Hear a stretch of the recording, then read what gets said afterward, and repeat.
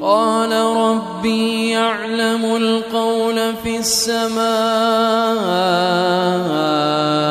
والأرض وهو السميع العليم